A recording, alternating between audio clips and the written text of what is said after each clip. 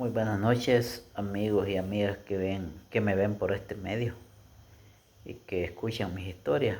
Primeramente he hecho este video para saludar a todos aquellos amigos, amigas que ven mis historias, que me comentan en el canal Reencuentro con la Historia. Pues decirles que les agradezco infinitamente por el apoyo que me están dando. Ya a los 1011 suscriptores de este canal Reencuentro con la Historia, a todos los que ven mis videos, agradecerles y también agradecer a todos aquellos camaradas que me han dicho, mira, te voy a comprar el libro, mándamelo. Otros me han llamado a decir, mira, ya leí tu libro, está muy bueno. Pues yo infinitamente quiero agradecerles por ese apoyo que me han dado a través de este canal. Muchas gracias. Y no los menciono porque la verdad es que son bastantes y se me van a olvidar y después van a decir, a mí no me mencionó. Por eso, pero yo les saludo a todos y les agradezco a todos, a toditos. Y estoy muy agradecido con ustedes, camaradas, tanto personas que fueron de la Fuerza Armada, combatientes y personajes de la vida civil también me han saludado. Eso es muy importante y por eso les agradezco y por eso estoy haciendo este video. Y en segundo lugar quiero también hacer referencia con un hecho histórico. Ahora 10 de octubre el Frente Farabundo Martí está cumpliendo 44 años de la unificación de las 5 organizaciones que surgieron en los 70. Ahí se unieron el 10 de octubre del 80 en una sola organización llamado Frente Farabundo Martí para la Liberación Nacional. Así fue el nombre que le dieron a esta gran organización. Allí se sumó la FPL, el PRTC, la RN, la FAL y el RP en un solo bloque. Se logra la unificación de un solo FMLN. ¿Cuál era el objetivo? El objetivo era, bueno, primeramente decirles que en los 70, pues en el periodo de los 70 al 75 surge la FPL, surge el RP, la RN y de último el PRTC. Bueno, el Partido Comunista, la FAL, ya había surgido antes, es el más viejo. Entonces, cuando logran la unificación el 10 de octubre del 80, ya se crean las grandes estrategias, la forma como se iba a operar de forma articulada en todo el país. Aquellas grandes campañas militares en todo el país, donde operaba el RP en el oriente del país, la FPL en Chalate, Guazapa, la RN, el PRTC en San Vicente. Todo eso era como una campaña militar a nivel nacional.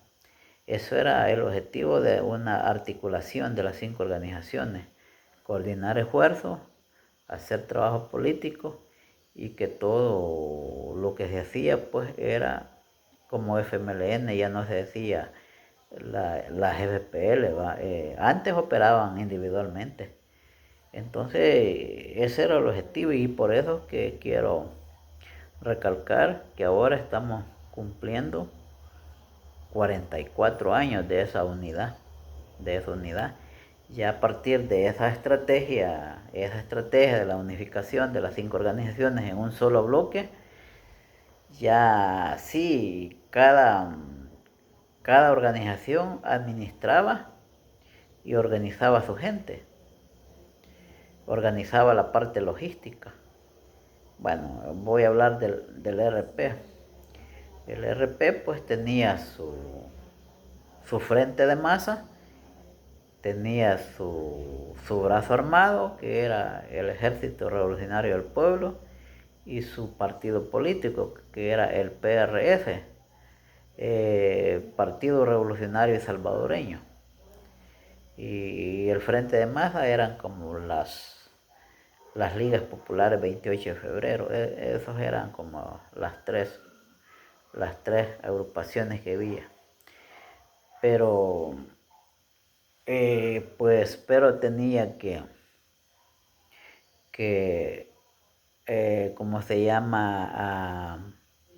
Crear una estrategia tanto para organizar el pueblo como para combatir y también para tomar aquellas grandes decisiones. Entonces, en ese sentido es que una de las estrategias era el RP creó la Brigada Rafael Arce Sabla, que era un ejército combativo, solo para combatir, la Brigada Arce Sabla.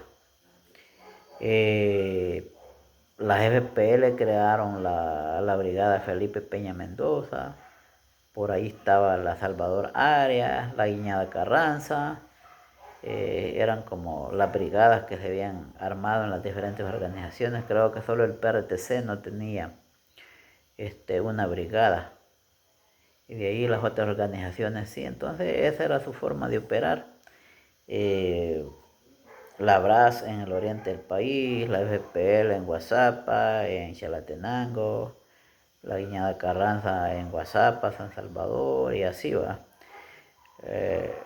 Cada organización administraba sus recursos, tanto económicos como materiales, y su personal de combate, diferentes estructuras de servicio básico.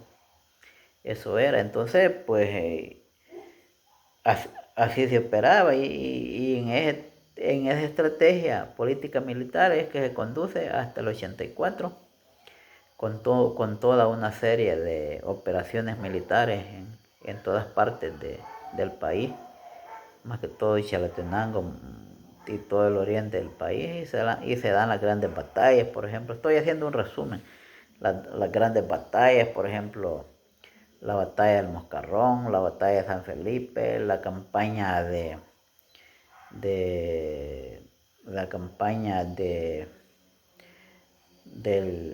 enero, la campaña de enero, que era, no me acuerdo cuál era el eslogan de esa campaña, que se tomaron todos los pueblos: San Isidro, Hualococti, Ocicala, Delicia y Yolaiquín, y se peleó con los batallones El Jaguar, que era de Sonsonate, creo yo, y el Tecana, que era de Santa Ana, que custodiaba la base de la antena. Todo eso fue una campaña militar, y bueno, y prácticamente esas campañas militares llegaron a liberar todos los pueblos del norte de la Unión. Cuando digo liberar es porque se sacaron a desbandada a los cuerpos de seguridad, la guardia y la defensa civil. Eso era, se liberaban los pueblos de esos cuerpos represivos en ese entonces, ¿va? Y de ahí pues que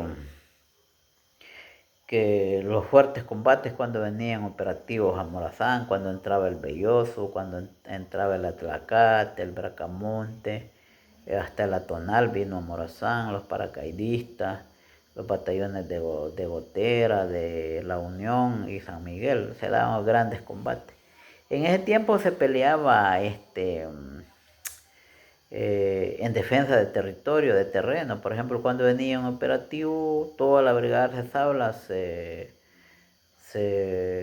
tendía una sola línea de juego, desde Cacaopera, pasando por Mianguera, Jocuaitique, hasta Turola, y entonces eran combates fuertes y que pasaban días en combate,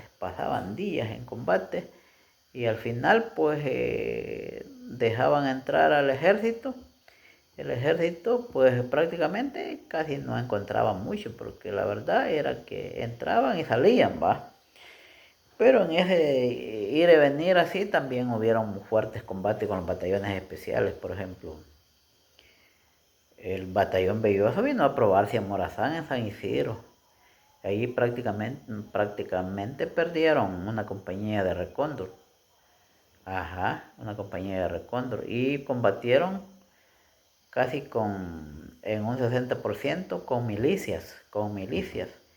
Milicia es aquel combatiente que está nuevón, que está queriendo, entrenándose, ganando experiencia. Esas eran las milicias, aquellos que cumplían misiones 2, 3 días en la guerra, después se iban para sus casas.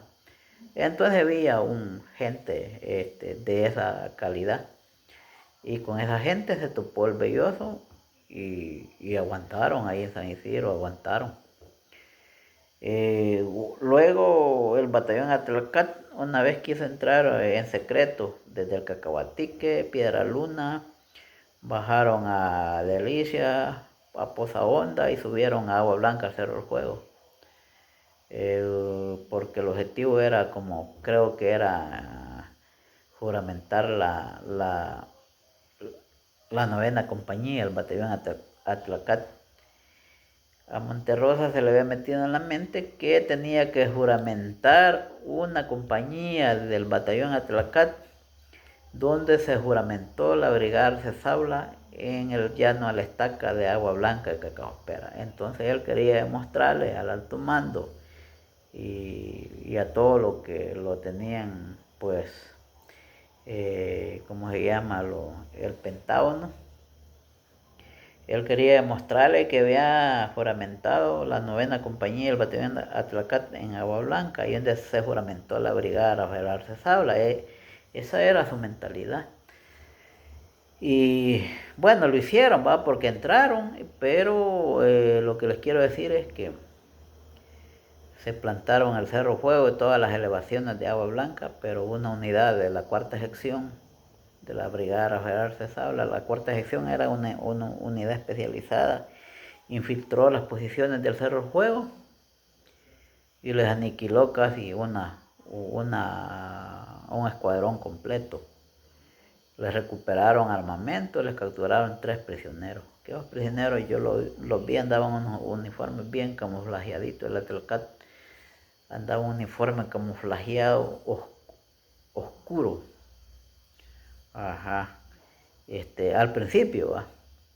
Entonces, pues se dieron esos combates con el batallón Atlacat. El Atonal también se derrotó en Mianguera. No recuerdo la fecha, pero fue como algo a principios del 83. Se habían tomado todo el municipio de Mianguera, los cerros de San Luis, pero llegó un batallón de la brigada Arcezabla y los sacó en desbandada, y muchos soldados que no sabían nadar se lanzaron al río, pues ahí fueron arrastrados. Entonces también el Bracamonte en el Cacahuatique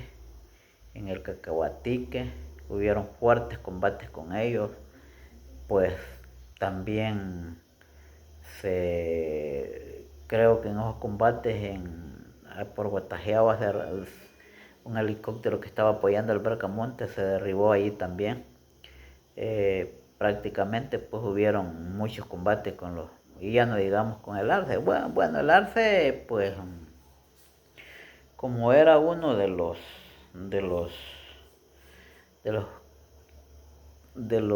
recientes, pues, que entró el 83, porque el Arce fue preparado en Honduras, en Palmerola.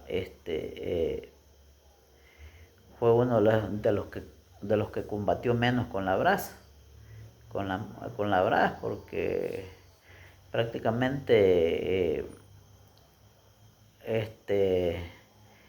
la brasa se fundó el 82, entonces el Arce combatió poco con la brasa, los otros batallones sí combatieron más. Eso no quiero decir que lo estoy menospreciando, no, si fueron buenos también, fueron buenos, hicieron buenos, porque miren, un ejército se hace bueno en el campo de batalla. Todo es entrenamiento, esa parte teórica. Si no hay experiencia en el campo de batalla, no son buenos, no se forman, porque la experiencia uno la gana en el campo de batalla. Y entonces eso tenían los batallones especiales. Si yo hago una diferencia de un batallón especial, por ejemplo un BIRI con un BIAT, que le llamaban batallón de infantería antiterrorista, la diferencia es que el combate de un batallón especial, un BIRI, el volumen de juego, la cadencia de juego era fuerte, fuerte. Y, y venían encima, va. Y sus maniobras eran así rápido, rápido. Eran así rápido. De repente había un combate aquí enfrente, se desplegaba una unidad por allá y te atacaba por si era posible, por la retaguardia. Entonces, eso era la diferencia de un batallón especial con un BIAT. Pero se combatió. Lo que quiero también que entiendan es que en una guerra, el que tiene la sorpresa es el que triunfa. Muy bueno puede ser un batallón, muy especializado puede ser, pero si el enemigo lo sorprende, de nada sirve la especialidad. En ambos, por ejemplo, a nosotros a veces nos sorprendían y la reacción de nosotros era tratar de salvar nuestro pellejo y salir en guinda, pues, y que eso era así. Pero si nosotros sorprendíamos, entonces la victoria era para nosotros. Si ellos nos sorprendían, la victoria era para ellos, dependiendo también, porque y la otra cosa es que también la estrategia, el planteamiento táctico es lo que permite pues las victorias. La estrategia es todo cómo se va a hacer la operación. El planteamiento táctico es con qué se va a hacer, cuánta gente vamos a emplear en esa operación, qué tipo de material vamos a utilizar, en qué terreno estamos. Eso es la parte táctica. Entonces, pues, quiero decirles que les estoy haciendo este breve relato porque así era. Y la ventaja que nosotros teníamos es que conocíamos el terreno, sabíamos para dónde íbamos a salir, sabíamos por dónde no venía el enemigo, porque también teníamos los controles de las comunicaciones de las diferentes unidades. Y entonces sabíamos todo. Y otra de las ventajas que nosotros éramos unidades pequeñas, los podíamos escapar en cualquier lado. Y los batallones no, ellos la desventaja es que ellos caminaban en columnado. Si se enfrentaban los primeros, pues eran con los primeros, los de atrás no alcanzaban el juego, no alcanzaban, pues. Y que también dependía de su jefe militar. Dependía de su jefe militar. Si el jefe militar era un poco miedoso, la tropa esa misma reacción iba a tener, miedosa, no iba a enfrentarse. Eso era una de las cosas también que nosotros analizábamos. Bueno, que hubieron muchas cosas que pasaron. Pero les quiero decir que en el 84 desmontan la brigada Rafael Arce Sabla y pasamos a la nueva modalidad del cambio de táctica. Antes cuando venían los grandes operativos, pues la brigada Arce Sabla lo que hacía era tender una línea de juego desde Cacaopera, pasaba por Mianguera, Ocoitique, Taturola y empezaba a defender el territorio, terreno, posiciones por posiciones. A veces porque la debilidad nuestra que no teníamos avión, ni el ejército sí, pero ni aún así les costaba. A veces pues, porque uno de los objetivos era el desgaste militar, el desgaste de bajas. Eso era el objetivo.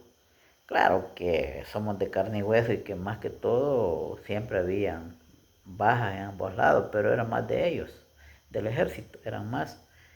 Nosotros a veces heridos, un muerto, dos muertos en los operativos así.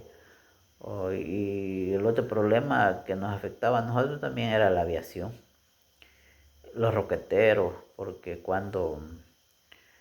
cuando Duarte gana las elecciones en 94 y se compromete con Estados Unidos, recibe el apoyo militar de Estados Unidos y recibe aviones, recibe armamento, recibe recursos económicos para pagarle a la tropa, hacer el reclutamiento forzoso y aumentar de un ejército de 30.000 a 60.000 hombres armados. Y crea las diferentes estrategias, por ejemplo, los diferentes, el centro de entrenamiento militar de la Fuerza Armada en la Unión, donde se preparaban todos los reclutas y también habían cursos de comando ahí también. Prepararon, con esos recursos le pagaban mejor a la tropa, prepararon los comandos, los prales, la recondos y no sé qué más prepararon. Una serie de recursos que enfrentar a esos recursos era bien difícil. Entonces nosotros en el cambio de táctica los convertimos en la brigada Arcezabla, se desmontó y se crearon las unidades guerrilleras y se expandió en todo el país.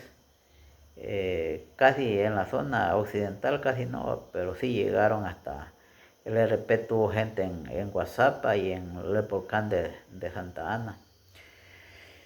Y entonces la brigada Arcezabla se convirtió en unidades guerrilleras y se dio un curso que se llamaba el COP, curso de organización del pueblo, se llamaba ese curso. Entonces una unidad guerrillera la mandaban para una zona.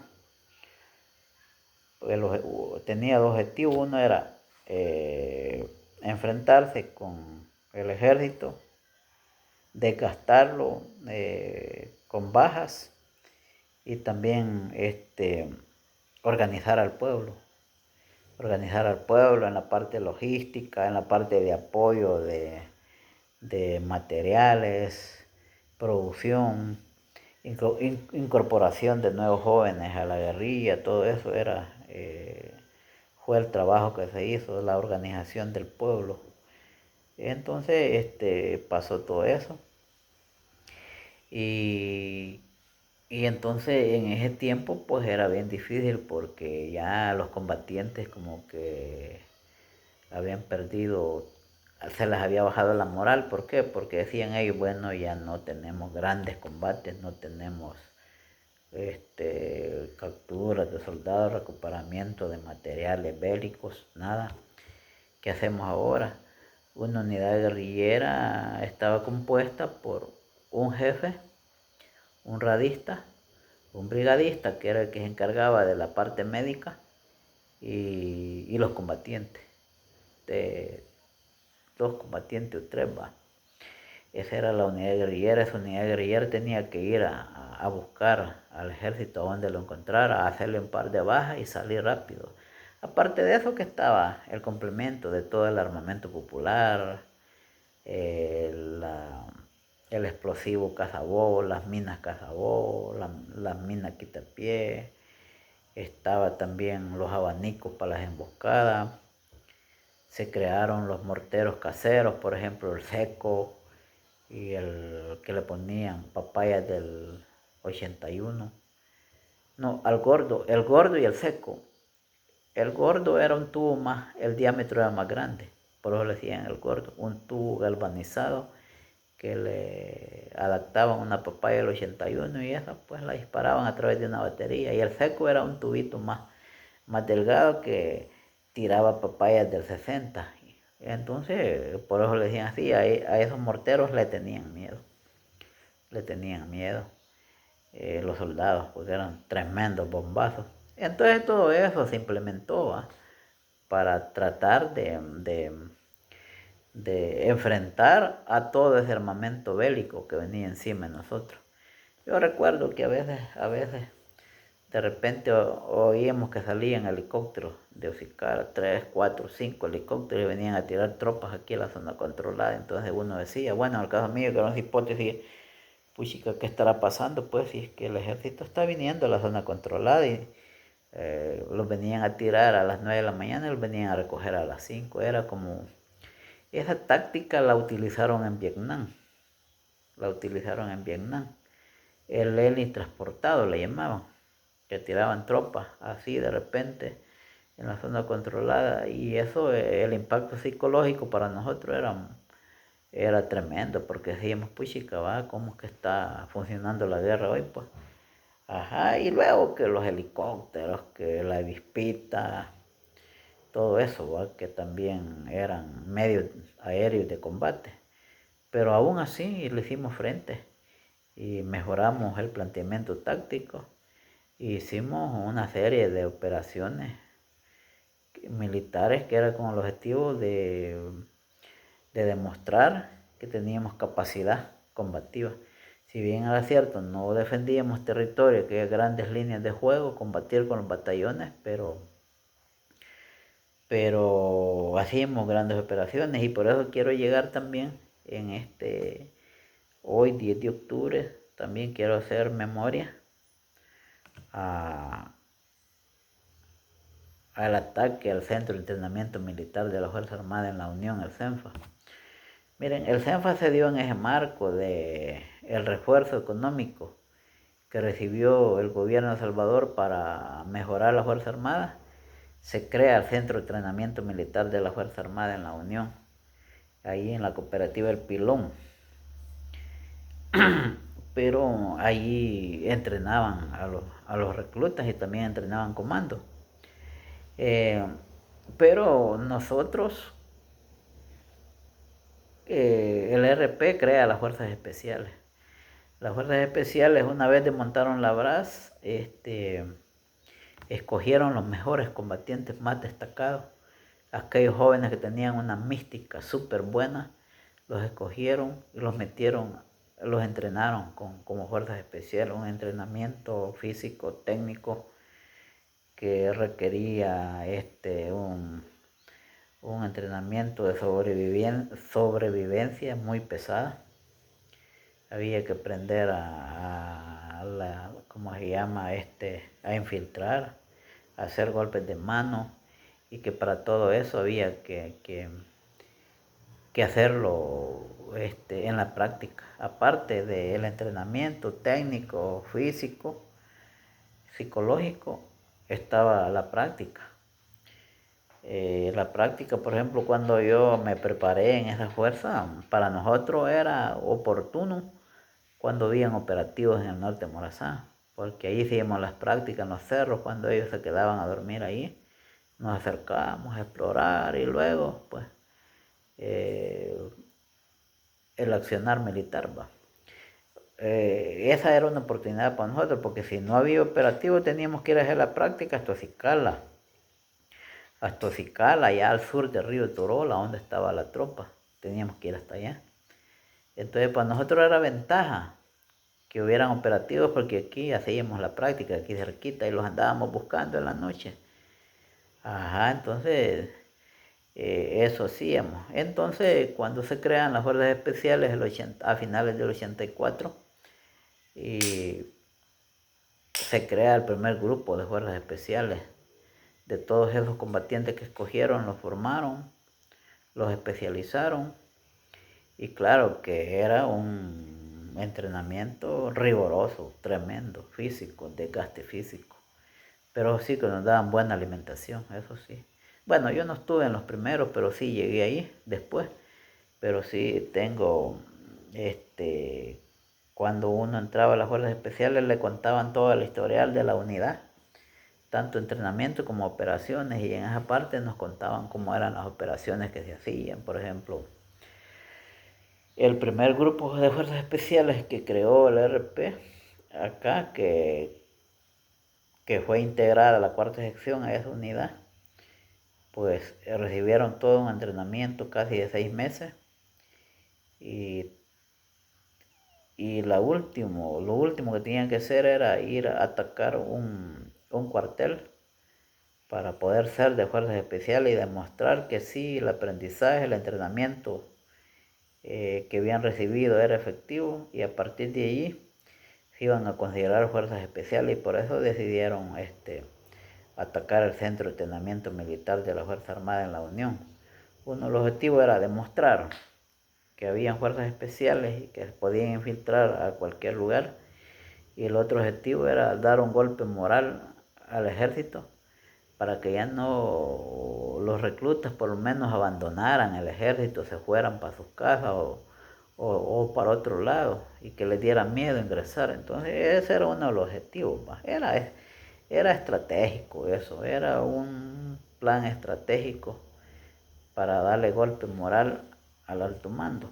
Ajá, entonces para eso era en el marco de toda esa planificación, todas esas estrategias militares. Ese grupo de fuerzas especiales tenía que demostrar que sí, el entrenamiento era importante, se habían preparado y tenían que ir. Entonces, en julio del 85, salen las fuerzas especiales de Morazán para Jucuarán, al tablón de Jucuarán.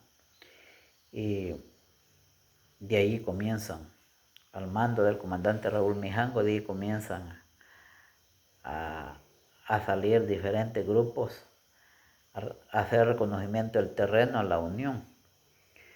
La Unión es un departamento que en la zona sur es bastante plana, no hay fuentes de agua, la gente ahí se abastece de pozos, no hay fuentes de agua, sin nacimientos, que se diga que de ahí íbamos a traer agua por gravedad, nada. Es muy reseco la Unión allá por el Piche, el Coyolito, Salalagua, el Pilón, todo eso es una zona reseca.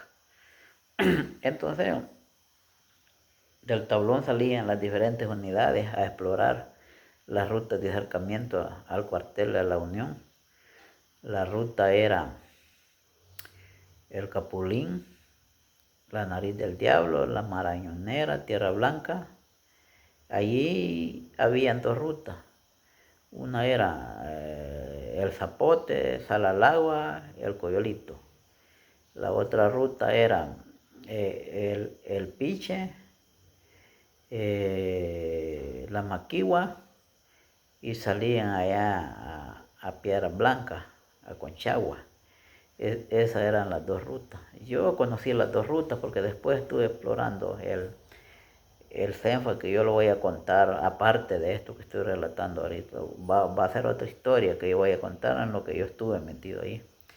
Entonces, esas eran las rutas.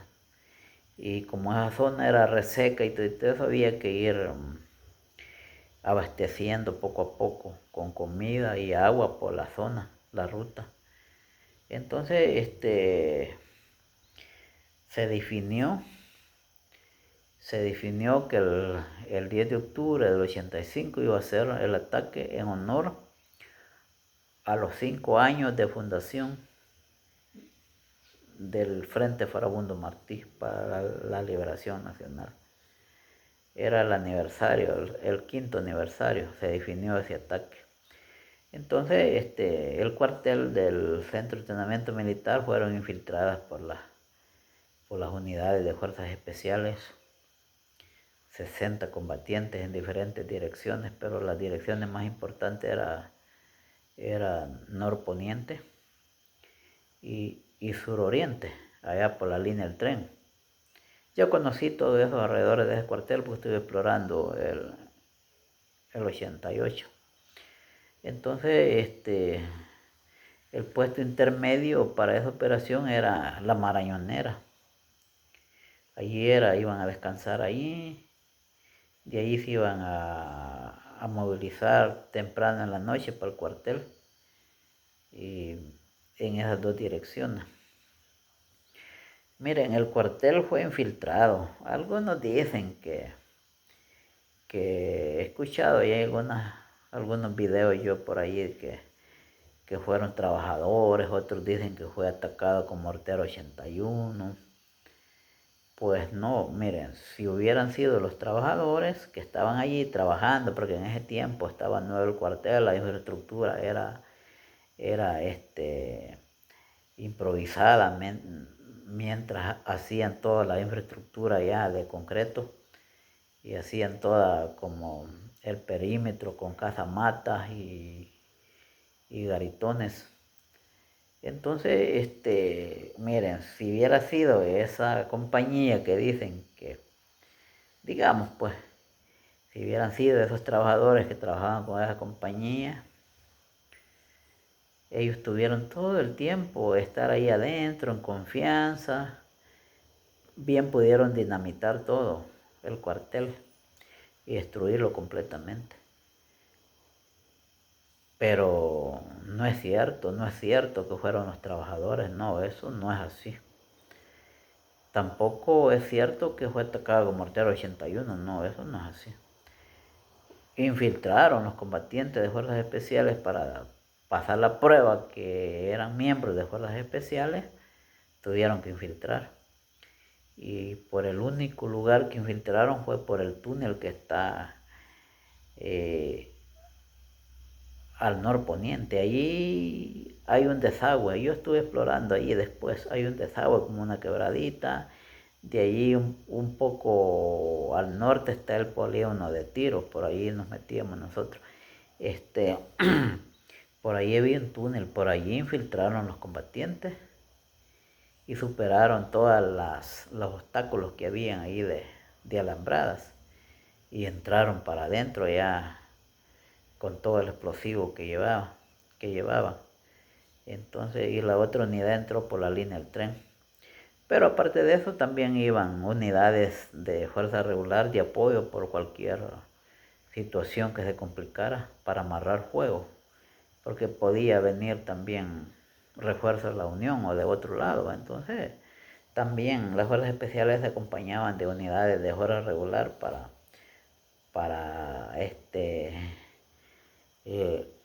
recibir apoyo en momentos de complicaciones. Miren, yo quiero decirles que una de las situaciones más grandes para un combatiente de fuerzas especiales era entrar a un cuartel. ¿Por qué? Porque ese combatiente que entraba a un cuartel tenía que ir preparado al 100%, que tenía que cumplir la misión tal como se había planeado. Porque si no lo cumplía, era muerto dentro. Ya se imaginan ustedes que en un cuartel, cuando no se hacen bien las cosas y aquella gran regazón de soldados disparando para todos lados, nadie sabe quién es quién. Y luego que los jefes logran a controlar y cercan el perímetro para que no salga nadie, es bien difícil. Entonces había que hacerse las cosas bien. Y los combatientes que fueron allí, porque yo no fui, lo estoy diciendo porque yo recibí toda la información de mis compañeros, porque a uno le daban toda esa información cuando entraba a esa unidad. Entraron, infiltraron, llegaron a donde tenían que llegar, hicieron lo que tenían que hacer y salieron. Pero también perdimos 12 combatientes que quedaron ahí. Ajá. En ese revoltijo de todos lados quedaron 12 combatientes adentro, muertos. Bueno, cuando uno iba a una operación que se iba a infiltrar, por ejemplo, haciendo la técnica de arrastra, sobre un costado, el encorvado, uno dejaba, por ejemplo, los zapatos en un lugar y la ropa, y solo llevaba el muy fusil y el bolsoncito con el cargamento. Y la otra opción era que si las cosas estaban un poco fácil, uno podía amarrar los zapatos con la cinta y se lo colgaba aquí. Y ahí iba avanzando con el fusil y los zapatos guindados acá. Porque una vez, ya estando adentro y todo estaba cachimbón, se ponía los zapatos uno ahí tranquilo. ¿va? Pero no, esa vez los combatientes no lograron a salir por donde dejaron los zapatos y la ropa, sino que salieron por otro lado. Y porque así es una situación bien difícil. Uno sabe por dónde va a entrar, pero no sabe por dónde va a salir. Algunos lograban salir por el mismo lugar, pero otros salieron como pudieron. como pudieron. Entonces muchos combatientes salieron por el lado donde no dejaron, por el lado que no, quiero decir, no salieron por el lado que dejaron las cosas, los zapatos y la ropa, sino que salieron por otro lado y les tocó venirse Chuña desde La Unión hasta Jucuarán, imagínense. Caminar Chuña más de 40 kilómetros es bien difícil, solo en calzoneta. Y la cosa es que ese desgaste de adrenalina que se tuvo, venir corriendo de allá, les tiraron bombas, ¿cómo se llama? Bengalas por todo el camino. Eso, bueno, eso ayudó también, va. Pero también el ejército tiró un cerco militar desde el Delirio hasta el Cuco. Pero ya cuando vieron que no, porque los combatientes, el punto de concentración después de todo el ataque era la Marañonera, ahí se iban a concentrar todos en cierto lugar. Llegaron poco a poco, fueron llegando al lugar ahí y se reunieron, y luego cuando el ejército ya perdió la posibilidad de que no sabían para dónde habían agarrado, quitó el cerco militar que habían puesto desde el Delirio al Cuco. Y en eso se pasaron los compañeros para el Tablón. Y del Tablón estuvieron descansando un par de días y luego salieron para Morazán. Miren, el costo de esa operación para las fuerzas especiales, se perdieron 12 combatientes y casi todos eran jefes de escuadra. Pero también el impacto que tuvo en las Fuerzas Armadas de esa operación fue alto también. Fue muy alto. Entonces, pues, pero se hizo la operación, en eso se recompuso. Acá en Morazán, cuando vinieron las fuerzas especiales, les hicieron un fiestón con los toroboces de Morazán, baile, y cada quien contaba su historia, cómo es que había pasado todo. Entonces, era increíble, es increíble pensar en que ese tipo de operación es bien difícil, pero es increíble y lo lograron. A partir de ahí, ya les podían decir que eran fuerzas especiales o tropas especiales, como decían. Entonces era bien difícil, pero se logró. Luego, pues claro, va que en un combate de esa magnitud, claro, el combatiente tiene varias reacciones. Una reacción puede ser, puchica, que vergón, va, entré, hice lo que pude y salí, tengo esa capacidad. Pero la otra reacción es, puchica, qué tremendo ese tipo de combate, cuántos compas no quedaron muertos ahí. Bien difícil pensar ambas cosas. Pero como había una preparación psicológica también, eso permitió asimilar todo el costo, lo que pasó. Y en eso las fuerzas especiales se reestructuró, se repusieron las bajas y empezaron a seguir entrenando, más promociones, y en una de esas tantas promociones entre yo soy de la tercera promoción. Soy de la tercera promoción. Pero sí, lo que quiero decir es que con este video quiero dejar claro que no fueron los trabajadores que hicieron eso. Fueron fuerzas especiales del RP. Y tampoco fue Mortero 81, fueron infiltraciones, penetración directamente a los pabellones donde dormía la tropa. Y más que todo, pues la Guardia de Prevención fue burlada, pues la seguridad de la Guardia de Prevención fue burlada. ¿Cómo se llama? Las compañías que ellos le llamaban las de reemplazo también fueron atacadas. Prácticamente, pues fue una operación que costó mucho, pero se hizo. Luego vinieron una serie de operaciones. Bueno, así pasó. Que poco a poco vamos a ir contando cómo fue todo el proceso, el avance de la guerra hasta el 92. Así es que yo quería dejar hoy, este día 10 de octubre, estas dos cosas importantes: la unificación, el 10 de octubre del 80, la unificación de las 5 organizaciones en un solo frente o en una sola organización, y también hacer referencia a ese ataque. Muchos me han dicho, mira, ¿por qué no contás lo del CENFA? Sí, lo que pasa es que yo no estuve en esa operación y me gusta, pues ahorita solo estoy haciendo más o menos una breve de lo que yo sé, lo que pasó ahí. Pero se hizo, se hizo. Y claro que hay muchos compañeros que viven todavía que son héroes de ahí, de ese cuartel. Son héroes. Y que yo voy a contar en otro momento, en otro video que haga, voy a contar cuando yo estuve explorando ese cuartel, el 88. Pero eso lo voy a contar aparte, lo voy a separar de esta historia que estoy contando ahorita.